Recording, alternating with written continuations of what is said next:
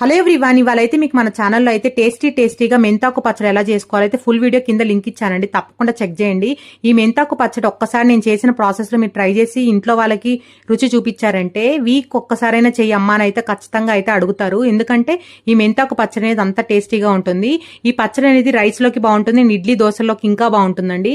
ఒక్కసారి నేను చెప్పినట్టు ఈ మెంతాకు పచ్చడి అయితే ట్రై చేసి మీకు ఎలా కుదిరిందో అయితే నాకు ఫీడ్బ్యాక్ ఇవ్వండి. మెంతాకు తినటం వల్ల చాలా మంచిదండి మన ఆరోగ్యానికి.